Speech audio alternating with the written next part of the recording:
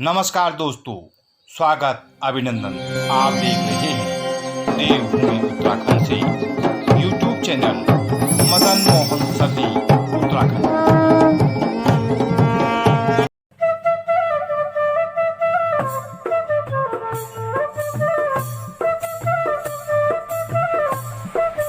तो दोस्तों, आज आपकी मुलाकात एक ऐसे प्रतिभाशाली छात्र से कराता हूं जो ग्रामीण परिवेश में पला बड़ा है और जेईई की परीक्षा में पहली ही बार में उच्च रैंक के साथ में सफलता अर्जित करता है। इनका नाम है सागर पुरोहित। तो आइए मिलते हैं।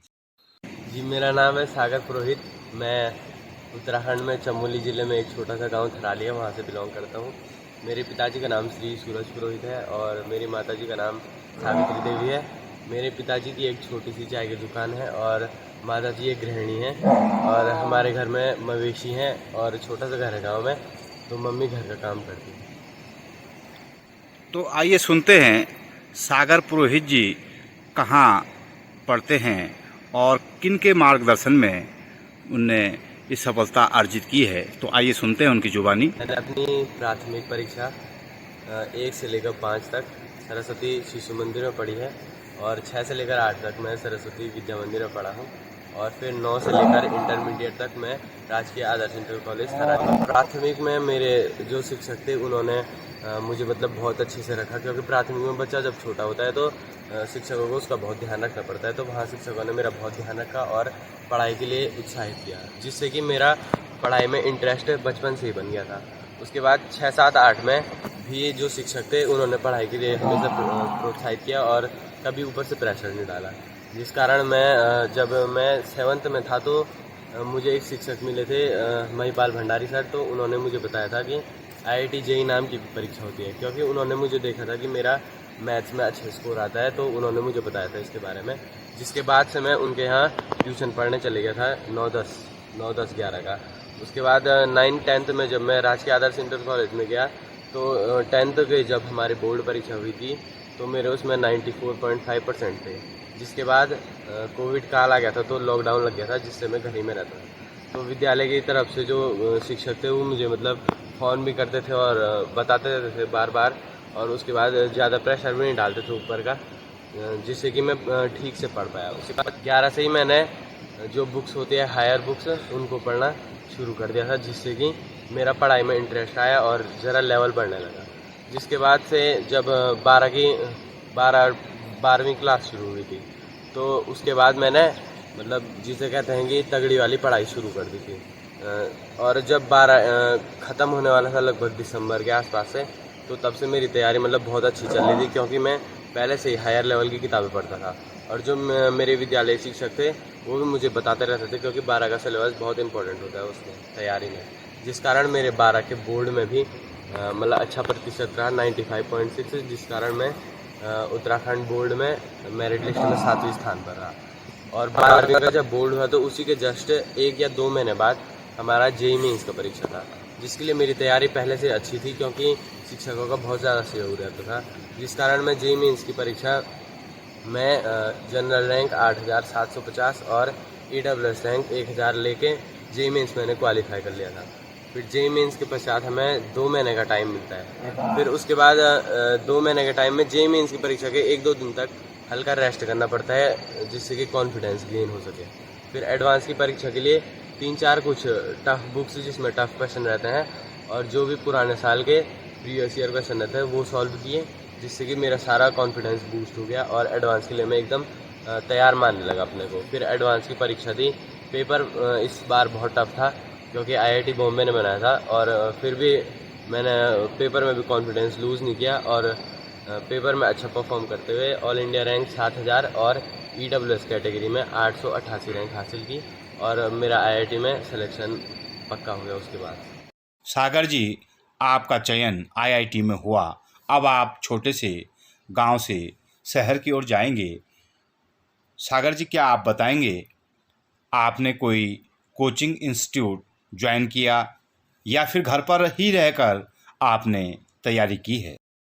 जी, मैं ऐसे कोई फिजिकल इंस्टीट्यूट में तो नहीं गया, मतलब पढ़ने के लिए जैसे बच्चे जाते हैं देहरादून या कोटा किसी इंस्टीट्यूट में। तो मैंने घर से ही पढ़ाई की थी, सेल्फ स्टडी, लगभग 12 फरवरी, मतलब 12th में जब मैं था तो फरवरी मार्च के आसपास तक मैं घर ही से पढ़ता था।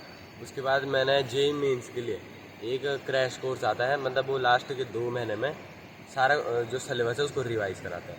सिलेबस तो मैंने खुद से पढ़ा है सेल्फ स्टडी से, फिर उससे रिवाइज़ किया है। पर जेईई एडवांस के लिए मैंने कोई कोचिंग नहीं लिया, मैंने घर ही से पढ़ा है सेल्फ स्टडी और यूट्यूब वगैरह से देखा। सागर जी, जब आप उत्तराखंड बोर्ड की परीक्षाओं की तैयारी कर रहे थे, क्या उस दौरान भी जेईई की परीक्षा के लिए आपकी तैयारी जारी थी? जैसे रहते हैं 12वीं का बोर्ड भी रहता है और उसी साल हमको जेईई भी देना पड़ता है। तो वैसे प्रेशर तो बहुत रहता है अंदर से, पर जो टीचर्स थे और पेरेंट्स थे उन्होंने कभी प्रेशर नहीं डाला ऊपर से कि तुझे अच्छे नंबर लाना है या ऐसा वैसा डाटा कुछ नहीं है। टीचर्स ने मेरे को पहले क्लियर करा दिया था सारा सिलेबस, तो बोर्ड की उतनी दिक्कत नहीं थी। बोर्ड के लिए मैंने जब बोर्ड थे तो उसी के 1-2 दिन पहले से पढ़ना शुरू किया था, क्योंकि टीचर्स ने सब क्लियर कर दिया था। और उसके साथ साथ ही मैं बोर्ड का तो मैं पढ़ता था लगभग 1-2 घंटे टाइम निकाल के, पर बाकी जो मेरा मेन रहता था फोकस वो जेईई मेंस और जेईई एडवांस पे ही रहता था। तो दोस्तों, ये देखिए आप, उत्तराखंड की खूबसूरत वादियों से मैं सागर पुरोहित के घर से आप सभी को एक बार फिर से अपने YouTube चैनल मदन मोहन सती उत्तराखंडी पर आप सभी का स्वागत करता हूं। और आने वाले सभी बच्चों को जो भी गांव के परिवेश में रहते हैं और गरीब हैं, वो कैसे अपनी तैयारी करें और किस तरीके से मोटिवेशन लें, वो सागर पुरोहित जी से आपने सुना। और भी सवालों के जवाब हम लेते हैं, तो आइए सुनते हैं। तो सागर जी, जो बच्चे आने वाले दिनों में ऐसे ही गांव के परिवेश में रहते हैं और सरकारी विद्यालयों में अध्ययन करते हैं, उनके लिए आप क्या संदेश देना चाहेंगे?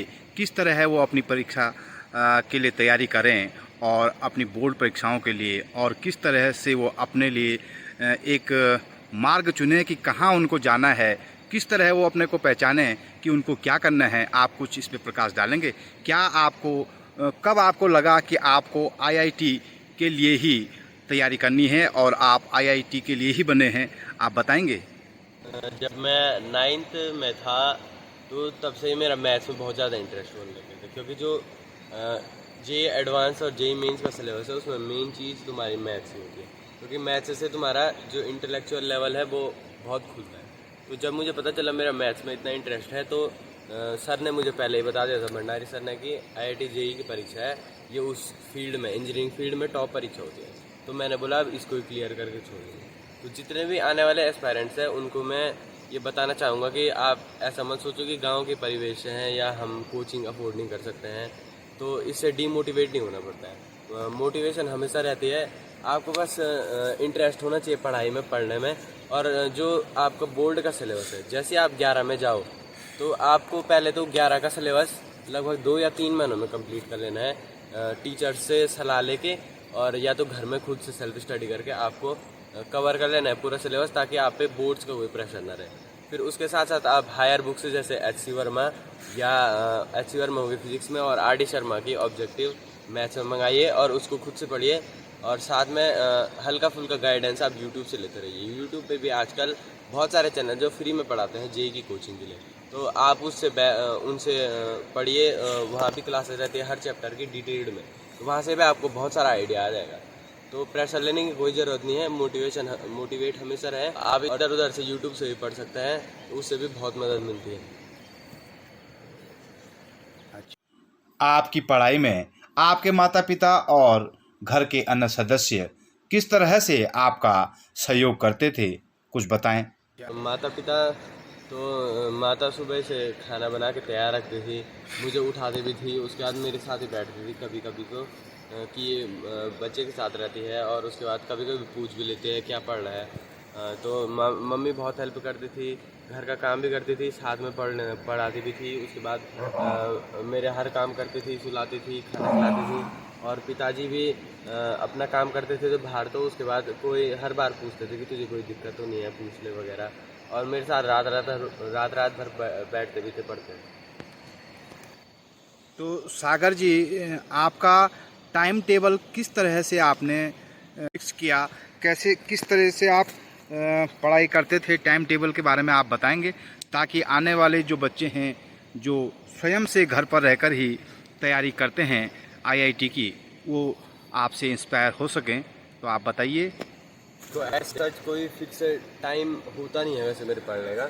जब भी टाइम मिले पढ़ लिया करो। सुबह उठो, जल्दी उठो लगभग 6-7 बजे, और रात को लगभग 12-11 बजे के आसपास सोता था, 12 या 1 बजे के आसपास। और दिन में टाइम इस चीज़ का निकाला करो कि हमको घूमना कब है या ये कब करना है। बाकी जितना भी टाइम है उसमें पढ़ना चाहिए तुम्हें। यानी सुबह उठ के 6-7 बजे उठ के, अगर स्कूल है तुम्हारा साथ में, तो उसके बाद तो तुम तैयार होकर सीधे स्कूल जाते हो। तो जब 12-1 बजे जब भी घर आते हो, तो उसके बाद सीधे पढ़ने बैठ जाओ। पहले खान पान किया करो, उसके बाद तब पढ़ो। फिर लगभग 1-2 बजे से शाम 4-5 बजे तक पढ़ो। फिर या तो यूट्यूब से पढ़ो या तो सेल्फ स्टडी करो। फिर 5-6 बजे एक बार घूमने, आधा घंटा योग करने। फिर उसके बाद रात भर लगातार पढ़ते रहो। बीच बीच में हल्का हल्का, मतलब 5 या 10 मिनट का ब्रेक होना चाहिए, पर ऐसा नहीं कि वो लंबा खींचो। और ऐसे इधर उधर घूमने या यूट्यूब पे बहुत सारे अलग अलग तरह की वीडियो आती हैं, वो देखने में ज़्यादा समय व्यर्थ नहीं करना चाहिए। तो सागर जी, आप बताएंगे, आप इस दौरान, पढ़ाई के दौरान किस तरीके का भोजन ग्रहण करते थे? आप उसके बारे में कुछ प्रकाश डालेंगे? तो घर का ही रहता था, सादा खाना, रोटी सब्जी सुबह, दिन में दाल, और रात को भी दाल भात, और रात को भी रोटी और सब्जी।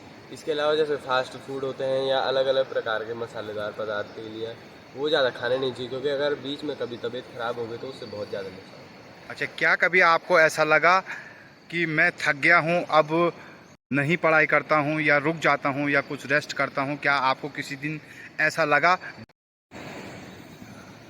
जो बच्चे हैं तो उनको ये ख्याल ज़रूर आता है, सबको आता है, चाहे वो टॉपर है चाहे वो नहीं भी पढ़ता है, सबको ये ख्याल आता है कि मैं थक गया हूँ, मुझे नहीं करना चाहिए। डीमोटिवेशन कभी कभी बहुत ज़्यादा आता है, पर उसके लिए आपको सारी जो आपकी जर्नी है, प्रिपरेशन, वो याद करनी है।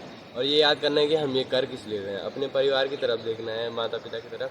फिर आपको अपने आप मोटिवेशन आ जाएगा, और उसके बाद आप अपने आप काम करने लगोगे। थको, मतलब रुकना तभी है जब आप अपनी मंजिल पे पहुँच जाओ, उससे पहले थकने का कोई चांस नहीं।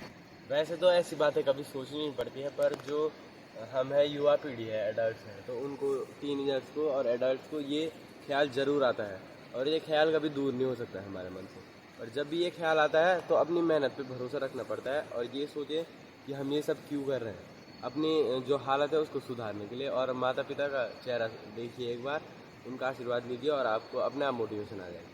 और थकना तभी होता है, थकना तब भी नहीं होता है वैसे, पर आप हल्का सा रेस्ट तब करें जब आपकी मंजिल, आपके मतलब मंजिल आपको मिल जाए। उससे पहले कभी रेस्ट या 1-2 दिन का रेस्ट कर लो, ऐसा कभी नहीं सोचना है। तैयारी लगातार होनी चाहिए और ज़बरदस्त होनी चाहिए। धन्यवाद। आईआईटी में एंट्रेंस लेने के बाद आगे भविष्य में आपकी योजनाएं क्या हैं, कुछ बताएं। सर वैसे मुझे मैंने अभी काउंसलिंग शुरू कर दिया, तो उसमें मैंने डाली है आईआईटी बॉम्बे, दिल्ली, कानपुर और रुड़की। तो मुझे वैसे करना है एरोस्पेस, और या तो केमिकल इंजीनियरिंग, और या तो सिविल इंजीनियरिंग। ये ब्रांचेस में अगर मुझे कोई मिल जाती है तो मैं उसमें एडमिशन ले लूँगा, और आगे इसी ब्रांचेस से करके फिर देखेंगे आईआईटी में जाकर। तो बहुत बहुत धन्यवाद आपका। दोस्तों, आपसे मिलाता हूँ सागर पुरोहित जी की माँ से। तो आइए उनसे उनसे ही पूछते हैं, सागर इतना होनहार बच्चा, उनको कैसा लग रहा है कि सागर का आईआईटी में सिलेक्शन हो गया है? तो आप बताएंगी। बहुत अच्छा लग रहा है, गर्व हो रहा है। पढ़ाई पढ़ाई का टाइम टेबल सागर का किस तरीके का था? कैसे आप मैनेज करते थे और सागर को प्रेरित करते थे कि वो पढ़ाई में लगातार सागर का मन लगा रहे? स्कूल स्कूल टाइम था, सुबह उठ कर रोज 7 बजे उठता था, स्कूल चले जाता। स्कूल से आने के बाद खाना खाया, उसके बाद लग जाता था पढ़ाई पे। फिर शाम को योगा किया, अपना खेला, उसके बाद रात तक 11-12 बजे तक पढ़ते रहता था। हम उसके साथ बैठे रहते थे, बेटा पढ़ो, सोना मत। कभी कभी पढ़ते पढ़ते नींद आ जाती थी, तो उसे उठाना पड़ता था, खाना खिलाना पड़ता था। सागर को इस मुकाम तक पहुंचाने में सबसे बड़ा योगदान आप किसका समझते हैं? खुद की मेहनत, सागर की खुद की मेहनत, और उसके भंडारी सारे हैं इसके सबसे बड़े, जिन्होंने उसको सीखा है बाकी। डगर हो कितनी भी कठिन, डगर हो कितनी भी कठिन, उस पर चला जा सकता है। कुछ करने का हो जज्बा तो, कुछ करने का हो जज्बा तो, खुद को वक्त के तराजू पर परखा जा सकता है। खुद को वक्त के तराजू पर परखा जा सकता है। दोस्तों, यदि ये वीडियो आपको पसंद आया हो तो चैनल को जरूर सब्सक्राइब कर दें, वीडियो को लाइक शेयर जरूर करें, कमेंट्स बॉक्स में जरूर बताएं ये वीडियो आपको कैसा लगा है। ऐसा ही एक नया वीडियो लेकर फिर आपके लिए आऊँगा। तब तक के लिए स्वस्थ रहिए, व्यस्त रहिए, मस्त रहिए। धन्यवाद।